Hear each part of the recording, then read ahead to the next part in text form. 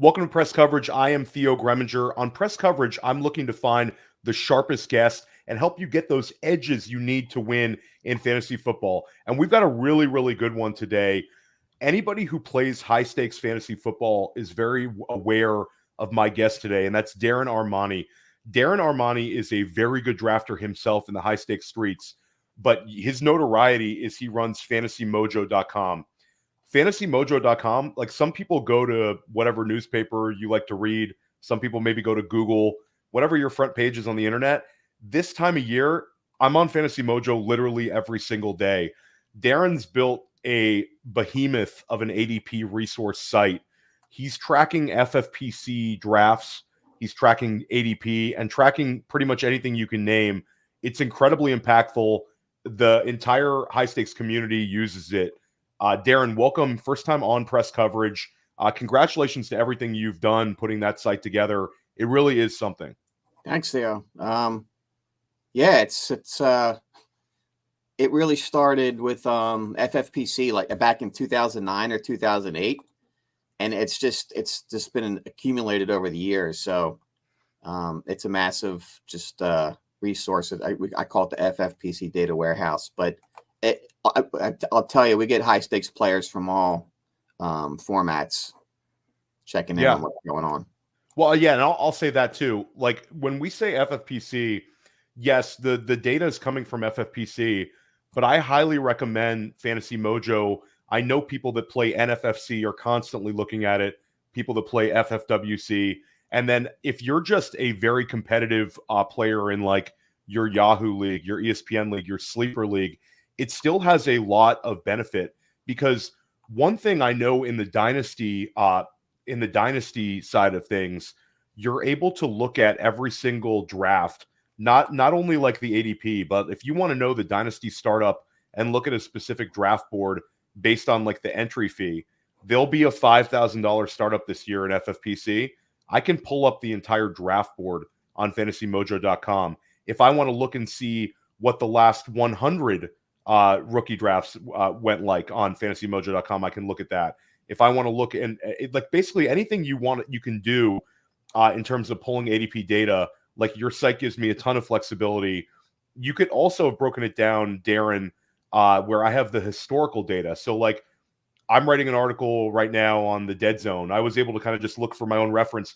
Where was the RB8 overall going in 2021 versus 2023? Like you can see these sort of historical points. So if you're a real fantasy connoisseur, it's sort of like a Wikipedia encyclopedia of data. You don't have that. Like there's really nothing like your site on the internet when it comes to that sort of thing. So it's incredibly layered. But I'll ask you, Darren, what are your like favorite parts of your website? I'm sure there's a bunch of them, but like tools, things that you think that people maybe overlook that are incredibly impactful for them in their process this time of summer? Yeah, so the bread and butter is the ADP, like you said. And for FFPC right now, we have 13 varieties of ADP because they have so many formats. Like there's a high, like RotoViz Dynasty startup, RotoViz Dynasty Best Ball, like all these like offshoots. Like we kind of split it all out, which is really important. And we put in the draft boards for every draft that they have. Any draft FFPC conducts, we have it online. And it's like you said, it's really easy to navigate. If it's last month, you go to last month and then everything's sorted by, the format. It's easy to find. But ADP, in my opinion, is half of the recipe. A lot of times you got to look at the draft boards to put things into context. We were talking before the show. It says, okay, well, tight end 3 is, at the 208 or whatever. But if you got to look at the draft boards, you got to be looking at those every morning. And I can tell you, there's a lot of people looking at draft boards every morning because I see, when the traffic is hitting. And for instance, like a Trey McBride, well, he might be like tight end 3, but if you look at the last, drafts over the past couple of days, you might see he's gone to 201. And then on all our ADP charts, you click on the player and it brings up the scatter plot diagram of exactly where he's gone in all the drafts all year long. And then you get these good visuals. So that's cool. We have something I call it the Stack Explorer, which if you're like an advanced player, you can go into the Stack Explorer and put in any combination of players and see how many teams across the tournament currently have that.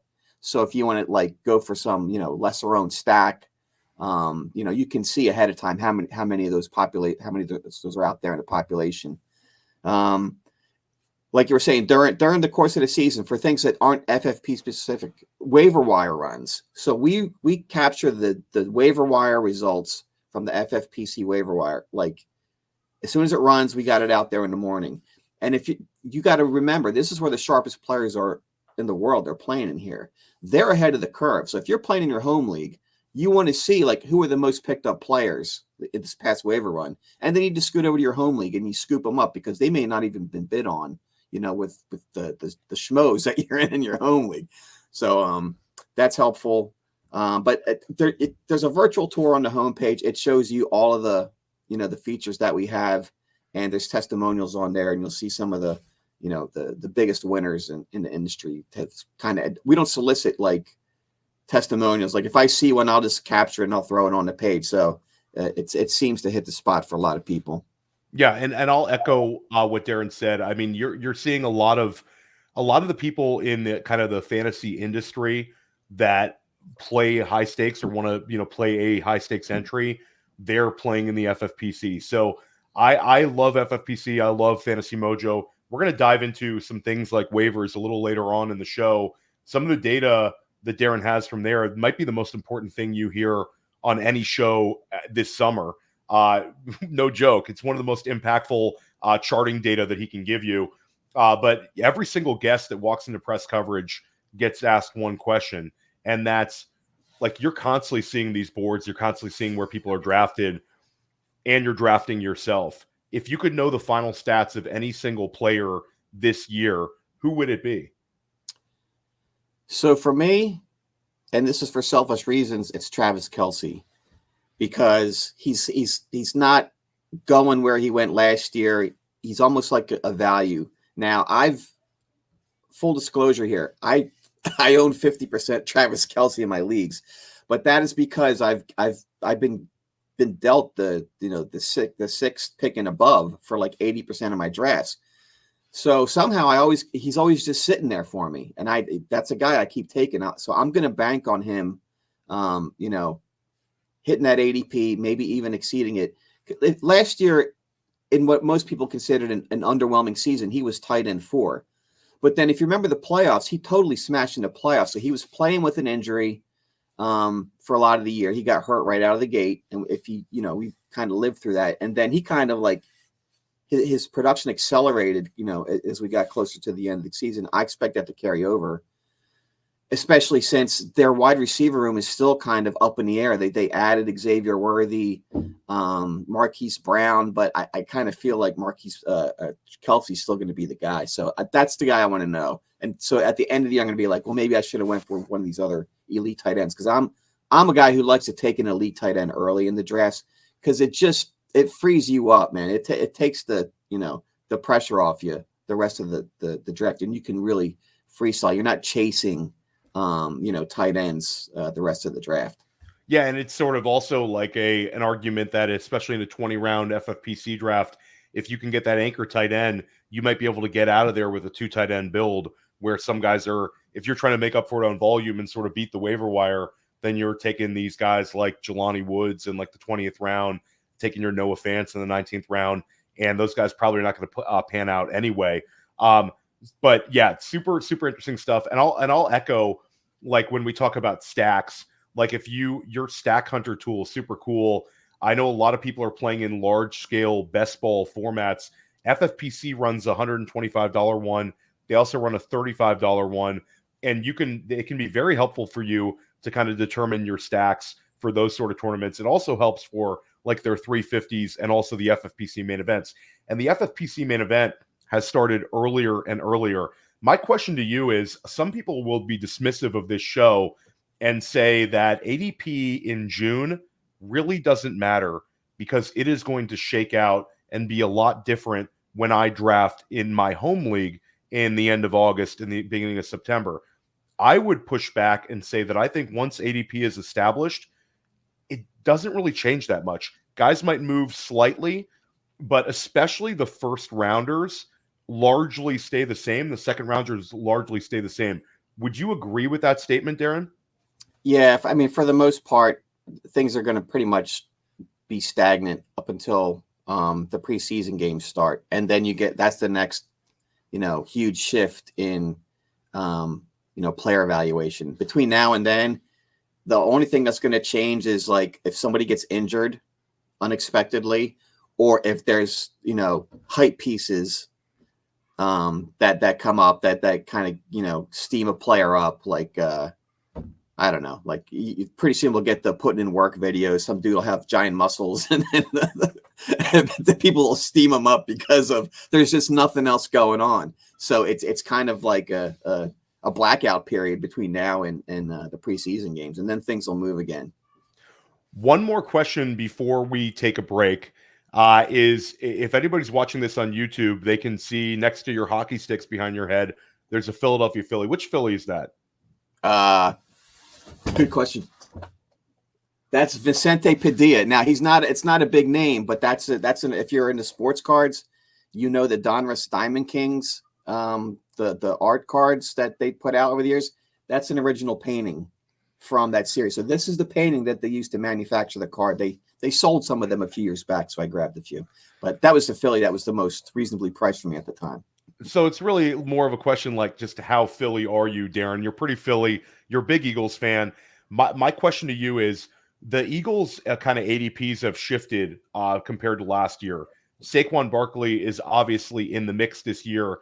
Devonta Smith is going a little bit lower than he was at this time last year. So I'll say this to you. You can have your pick of your favorite Eagle at ADP right now. This is based on main event off FantasyMojo, your main event, which is your $2,000 entry leagues. There's only been 10 of them so far, but 10 are in the books on FantasyMojo.com. You can see the full rankings right there. A.J. Brown is going off the board 11th overall in main events. You have Saquon going off the board at 18 overall. You have Jalen Hurts going off the board at 46 overall. And you have Devonta Smith going off the board at 40 overall. Which of your four Eagles is your favorite target based on ADP right now in main events? Yeah, so you really have to choose between A.J. Brown or Saquon, I think. And I would go A.J. Brown just because Saquon could be hanging around there in the second round. It's not a favorite player thing. It's how's my draft going to best turn out. So I've started a lot of drafts with A.J. Brown, and then if Saquon happens to be there, then I could grab him. And then sometimes Hurts and Smith, they could be in that area. So I would just typically go with A.J. Brown because as much as I'm an RB truther and I love the RBs, I do find myself going wide receiver heavy earlier in these drafts this year. But none of the Saquon stuff is scaring me off. Like I've said on other shows, tush push is not really a concern for me. I think they tush push 50% less than they did last year. Yeah, I agree with you. I think it's an interesting one. And, like last year there was the holy grail for people was trying to build those Jalen Hurts, A.J. Brown, Devonta Smith stacks. Didn't necessarily work out, but people were trying to do it. This year, it's right there for you. You could do it potentially if you have the 11th overall pick, you can take A.J. Brown, you could take Saquon, then you could follow up with Jalen Hurts and Devonta Smith right at the 3-4 turn. So it's right there. We're going to take a quick break, and when we come back, we're going to talk about some of the most important waiver wire information and data you're going to hear on any podcast this summer.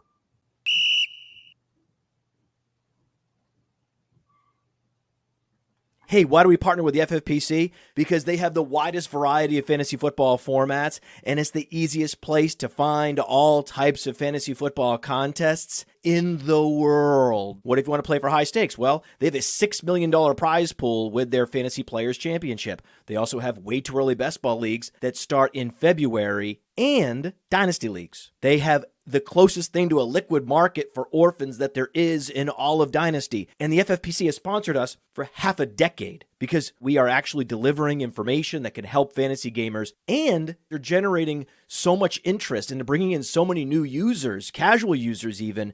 The FFPC creates a unique experience where you can both compete against the best and make money. Use promo code UNDERWORLD to get $25 off your first team. $25 off your first team at the FFPC with promo code UNDERWORLD. Go get it! Welcome back to Press Coverage. Theo Gremminger with Darren Armani of FantasyMojo.com. And Darren, I remember the first time we had our waiver wire conversation, and you were such a generous guest when you come on podcasts. This was like a Dan Williamson and I with you on Goat District years back. Might have been JD as well, but it was like at least two of us in the mix. And you're like, I got something cool I want to show on the pod. And I'm like, awesome. And then you dropped this waiver wire data, and it literally blew my mind. We were a smaller podcast than our scope here at Player Profiler, and people like Austin Martin and Abib Agbatoba and people who were listening into us were like, wow, this is amazing that Darren's dropping this. Basically, the FFPC has a FAAB system, just like many fantasy leagues do right now. And one thing your site does is it tracks each and every winning bid for each and every league. This has provided you some mathematical data that literally no other website has. So regardless of the entry fee number, they're all sort of in the mix. So if let's say that, there's last year Puka Nacua, you can look and see what the average winning bid was for Puka Nacua on FantasyMojo.com. And I'm not into sort of like the average wins of how much you need to bid to get a player. For me, it's really, I think the data that you have is what is the number that you need to be ending your bid with in order to win. So for example, like a lot of people have theories on this. There's a lot of people that say never end your bid with a 9. And I used to go by that. Friends don't let friends end their waiver wire bid with a 9. So I never would bid 59 or 49 or 19 or $9 for any player. It would be rounded up, maybe move it to like something ending with a 1. That was sort of like my MO. There's some people who believe that repetitive 5s, where you'll see some people bid like $5 or 15 or 25, it just whatever ends with 5. Those are people that are speeding through waivers. Then there's some that say never end it with a 0. Everybody's got sort of their belief on how to win FAAB bids. What is the data? What does the data show, Darren? What should people be ending their FAAB bid with? Yeah, so there's, like you said, we had this discussion on Goat District, and I think I was on one of your shows here, Player Profile, last year. So what I did was I took the entire set of winning bids from the waiver wires from 2022. So I did this last year. And then what I did is I simply sliced off. I started doing analysis of what the ending number was. So if it was a number, less than 100, like what was the last number used in the bid? And if it was greater than 100, like what were the last 2? And then I started picking up patterns. And so the theory is if all of these buckets of numbers represent the winning bid, and those are the hot spots, how can I beat that? What do I need to do to get off the grid and be an outlier that beats the guy who bids, for example, like 30, right? So then there's numbers. So, and I actually documented this. There's an article on the website that I wrote last year called Waiver Wire Bidding for the Win. I'm going to update it again for 2023. I expect the data to be very similar because it really just comes down to human factors. What is comfortable for a guy entering a bunch of bids in a rush? What are you doing on the keyboard? You're just doing what's most comfortable. So I'm ending in 1. I'm like using 12, double tapping 1. Just what keys are closest on the keyboard, and then the data shows that those are the most frequently entered bids. So you can read the article. It goes into everything, and I actually ended up creating like a heat map of all 1,000 numbers. And if it's green, this is a number you want to use for your bid, and if it's red, that's one you probably want to avoid because it differs. So, but I won't give them all away, but the quick numbers to remember is that you want to avoid the mountain. Like the vast majority of numbers are zeros and ones. The bids end in 0 and 1. So just stay away from those. Bid a 2, right? Avoid doubles, 11, 22, 33. People, you'll see that's crap all the time. People are just lazy. They do that. And then avoid like the sequential numbers, 12, 23, 34, 45. It's so easy to put that in there.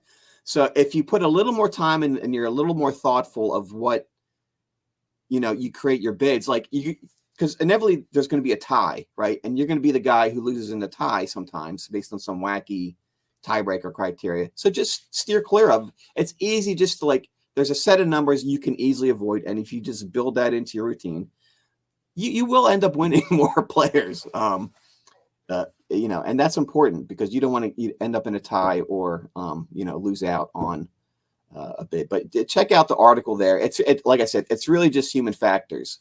But the other piece of the waiver wire data is that's useful from what we have by looking at historically is, so you mentioned Puka Nacua. So if I am in the first waiver run this season for the year, and there's a hot guy, right? There's a hot running back, a hot wide receiver. Well, technically, you profile that guy as who was the number 1 or number 2 receiver for the waiver run. So I'll go back to last year, look at, what were the bids on the number 1 or number 2, wide receiver, running back for last year. And it's clear as day. Like that gives you the range. You're not guessing. Like you have a range of data. It could be like 600, 700. And this stuff really follows patterns year to year. So the waiver wire is like a whole science into itself. So just to reiterate what Darren said, don't end your bid in a 0 or a 1. End your bid in a 2. Would we say 2 is the number to look for, Darren, or is there another?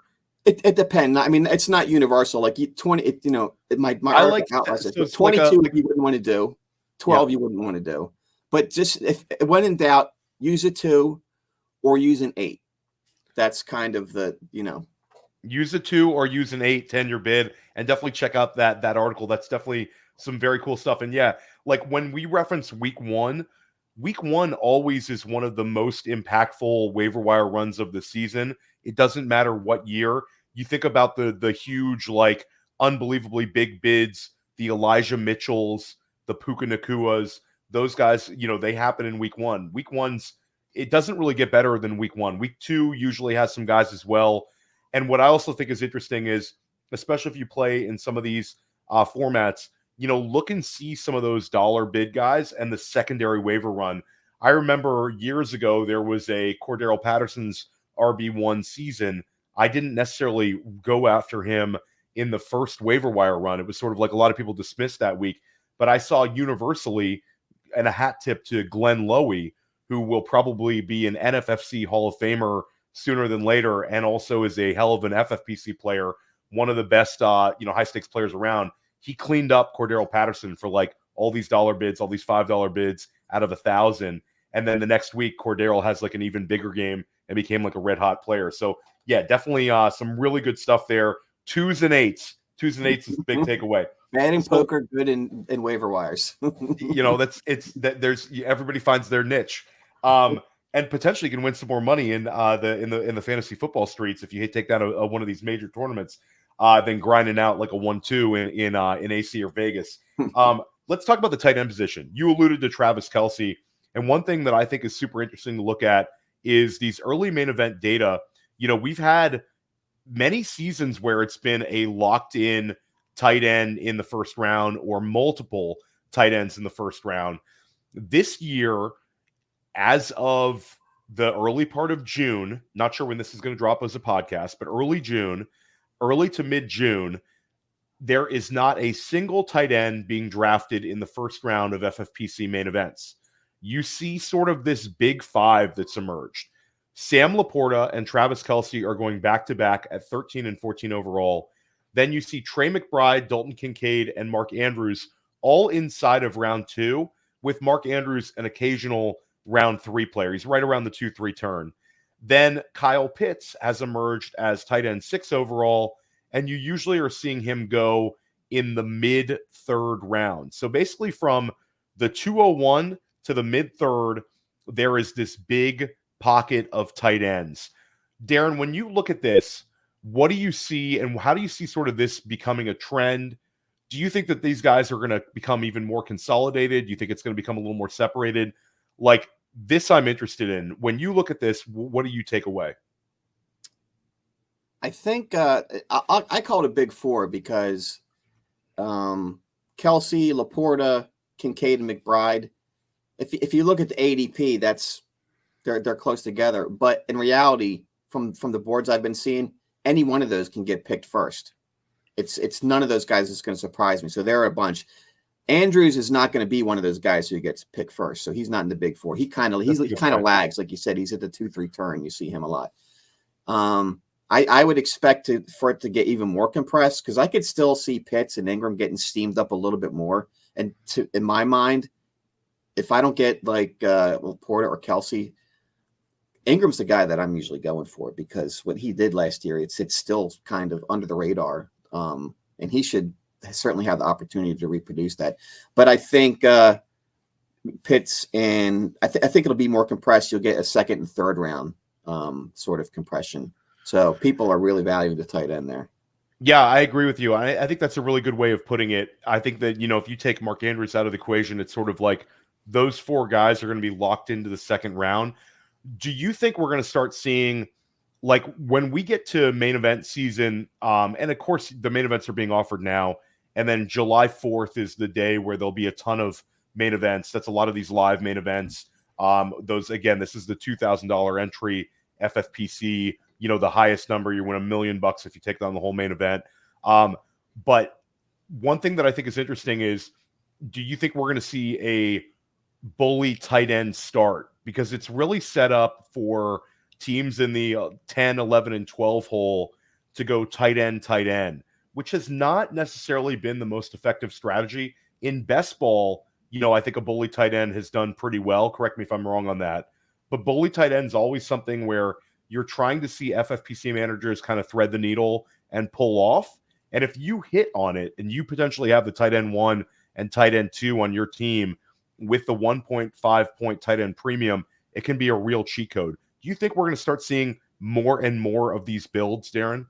Yeah, but we haven't really seen it in the main event because there's only been 10 drafts. So let's take a step back and look at what's been going on in Fantasy Pros. So that's $350 an entry. And we got tons of data on that. And I can tell you that in Fantasy Pros drafts, a tight end has gone in the first round. It's usually like in that 10 to 12 spot. 38% of the drafts, there's a tight end going in the first round there. It's usually Laporta. Sometimes it's Kelce.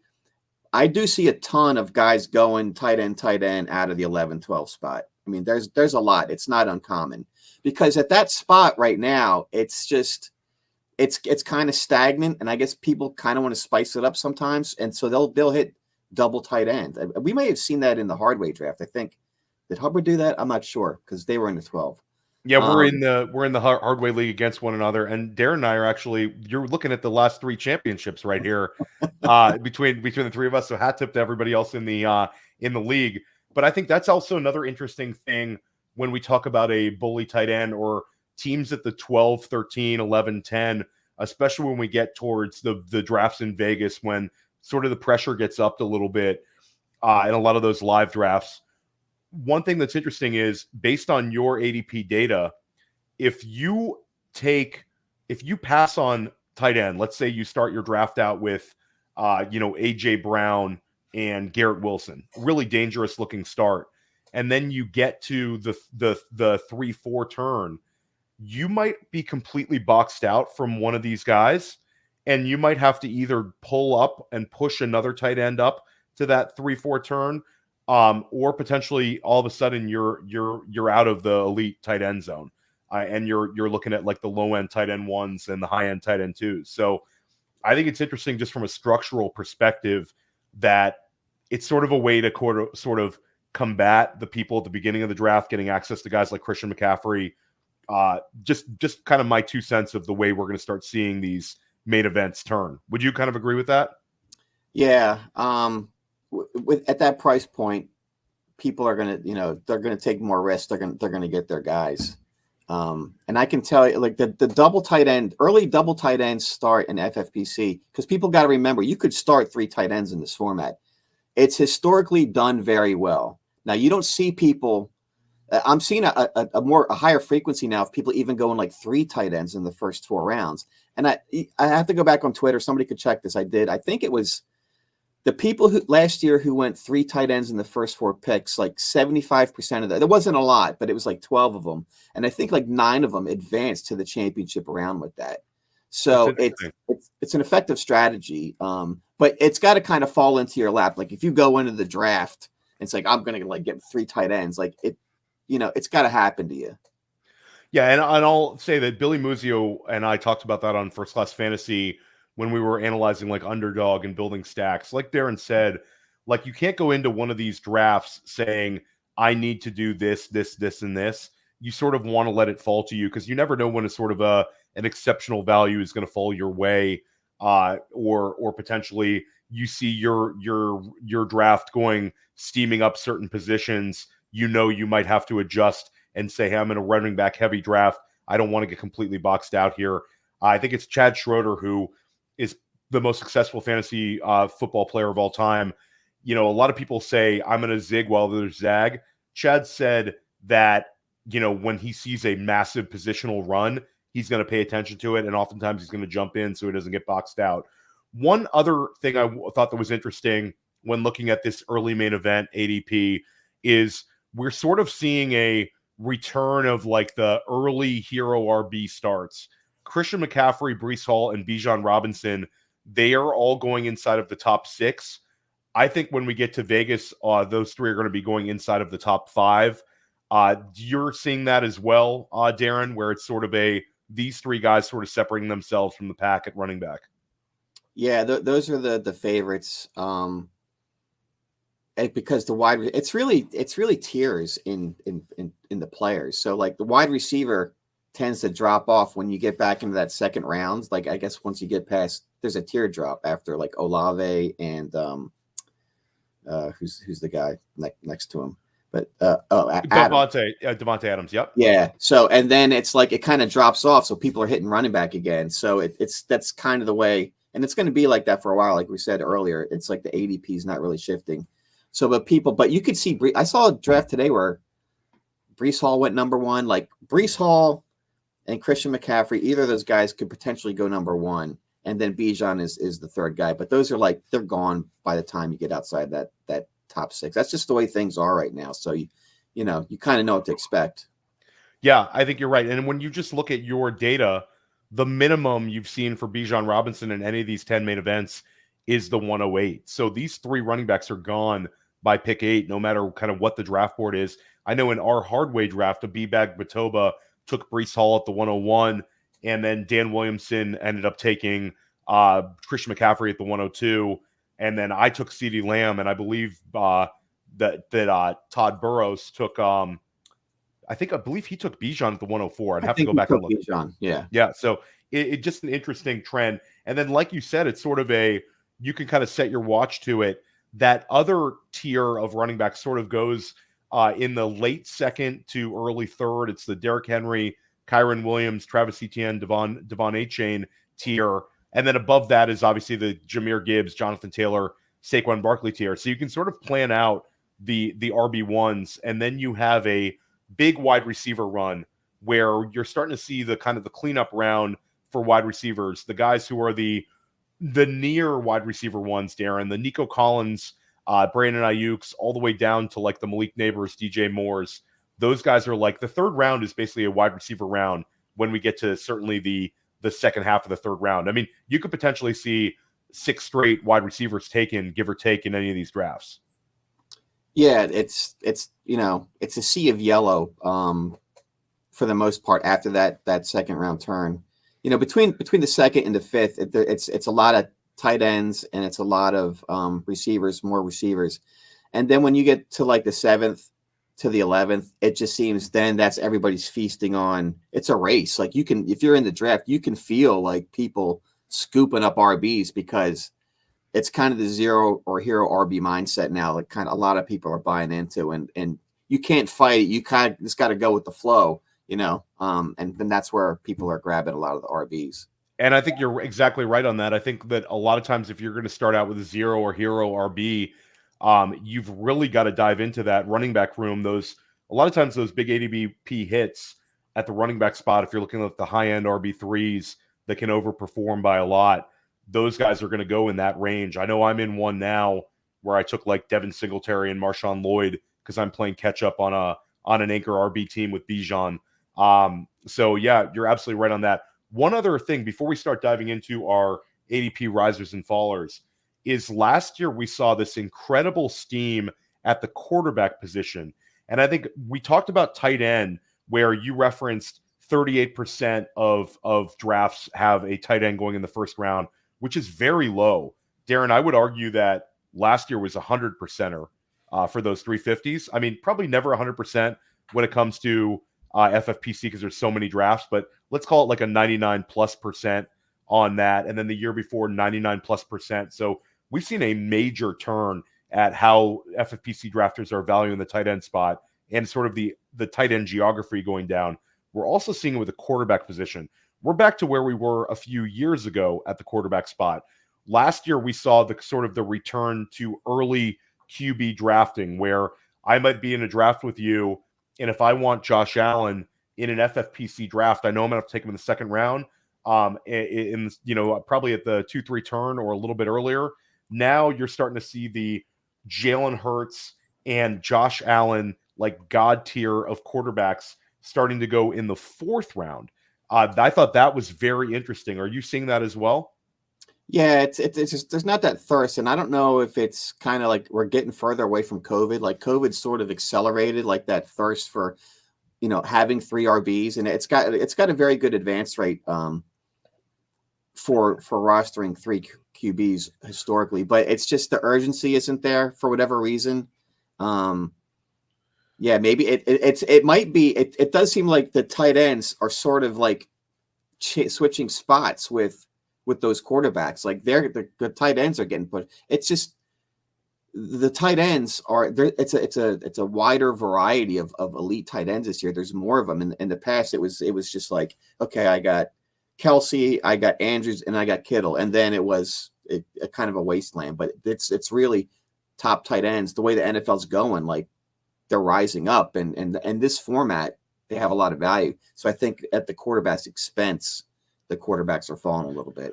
Yeah, and there's sort of a adage that a lot of high stakes managers will buy into, that you can't necessarily start a draft and have an elite walkaway build. If I go early tight end, it's hard for me to go early quarterback. I know there's a couple people sort of believe in that, and then there's other people who say, like, what are you talking about? I'll just take Travis Kelce in and Patrick Mahomes and call it a day. But there's sort of like competing camps on that.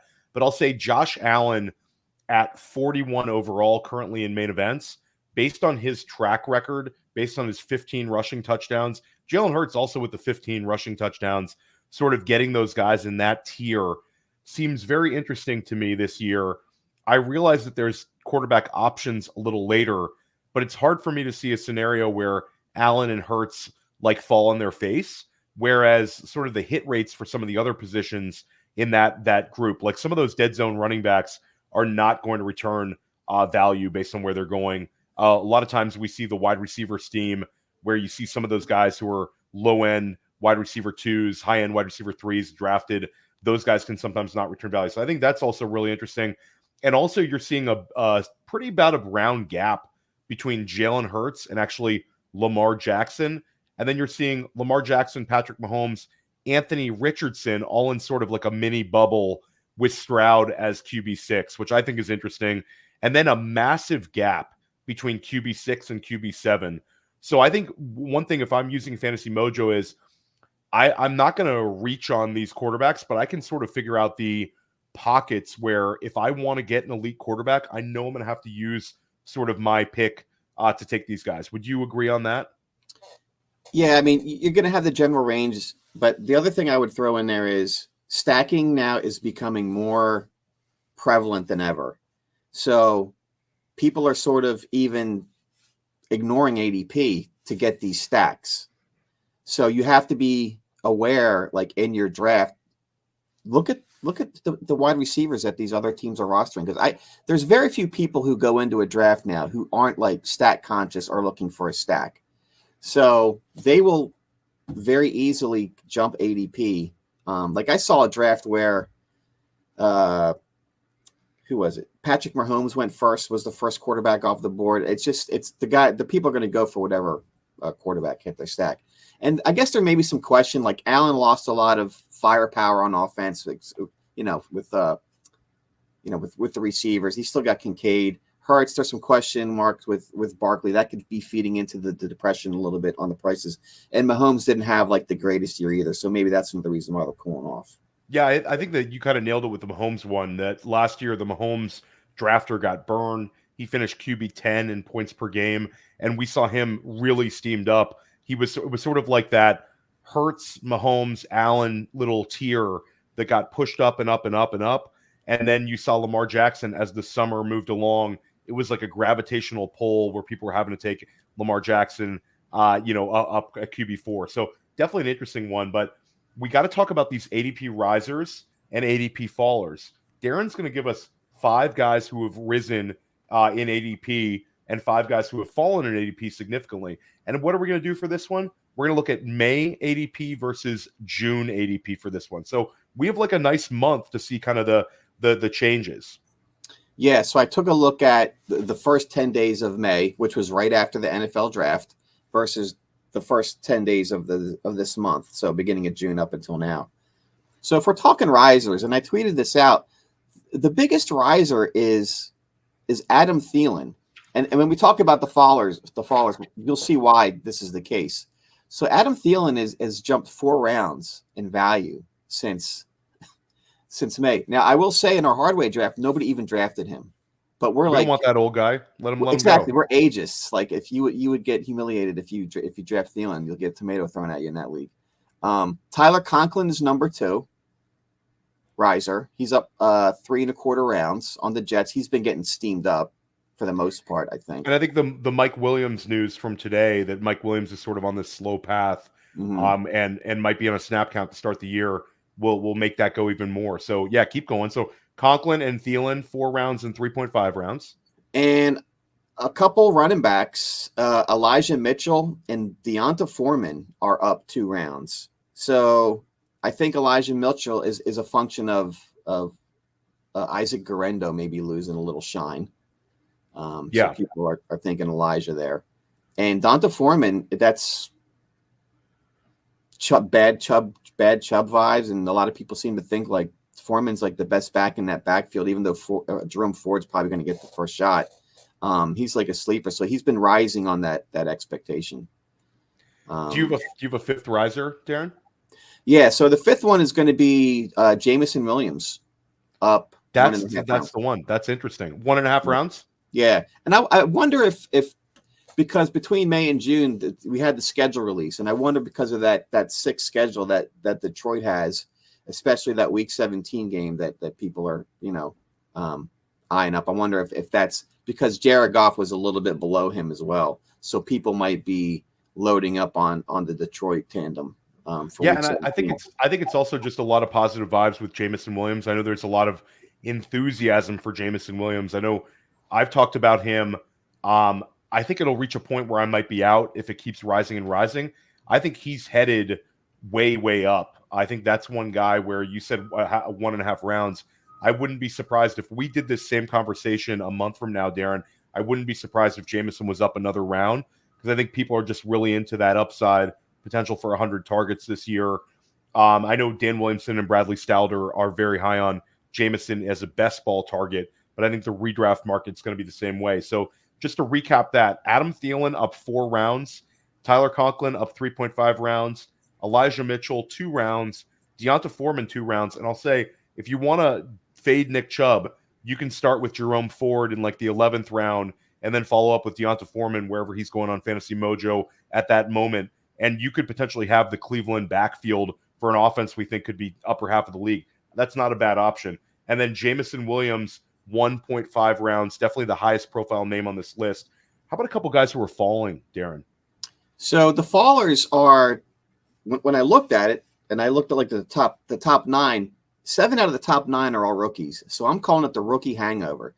So right after the draft, because everybody's all, they're coming off the rookie drafts and all the excitement about that.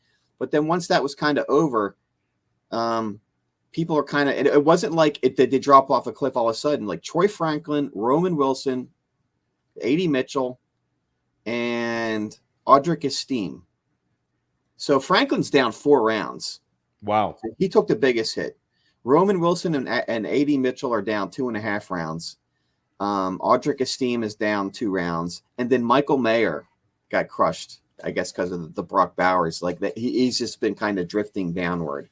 Like I said, none of these guys fell off a cliff. If you look at the charts, like when I go to the ADP pages for these guys and I click on the chart, it's just a slow descent for these guys.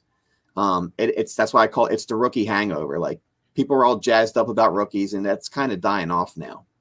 That's super interesting. So it's a Troy Franklin 4 rounds, Roman Wilson 2.5 rounds, A.D. Mitchell 2.5 rounds, which that one I kind of think is weird because there's been all these positive vibes with A.D. Mitchell and people love Anthony Richardson. But yeah, I guess I get it. Like the whole target competition scaring off some, when we start seeing the high volume people coming in. And then Audric Estime, like the 2 rounds for him, that one's interesting to me. I like targeting some of these Denver non-Javonte Williams backs. I think if he gets to be super low, I might take some shots on that. And then Michael Mayer, of course. And I think that's super interesting, your takeaway that within the last month, 7 of the 9 fallers have been rookies. So I think that's another sort of like Fantasy Mojo study in the future. Don't draft rookies in May. Wait to draft them in June. Darren, let everybody know how they can get on Fantasy Mojo. Yeah, just go to FantasyMojo.com. Hit the virtual tour if you've never been there, and it'll show you everything that we have. That's behind the magic green curtain. It's pretty funny. There was a quote that I picked up in the FFPC lobby this week, and it said, again, we don't solicit people to subscribe. The guy was like, somebody was asking about RotoViz ADP, and the guy says, go to FantasyMojo.com. It's going to blow your mind.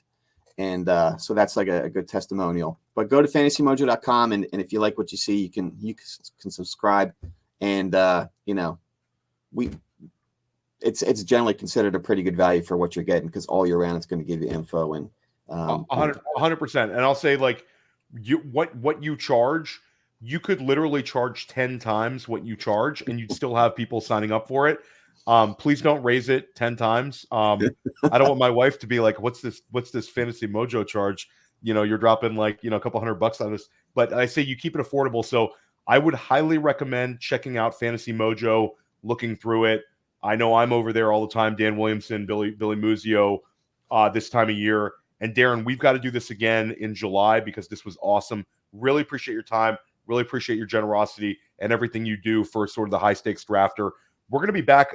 If you enjoy talking high stakes, I've got one of the best high stakes drafters in the world joining me on the next press coverage, Nelson Sousa of FTN, who drops his fades list, which is like sort of a do not draft list, and he drops it early on. He's dropping his do not draft list, his fade list on FTN.com. He's going to come over here, maybe give us 1 or 2 guys not to draft this time of year.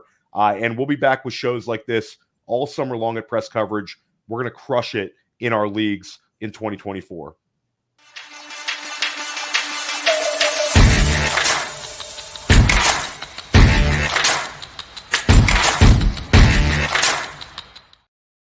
Hey, I want to thank you for being part of this broadcast. If you have any thoughts on it, leave a comment. If you enjoyed it, make sure you leave a like. And if you want to see more shows on the Player Profiler channel, subscribe to it. That's how we know you want more.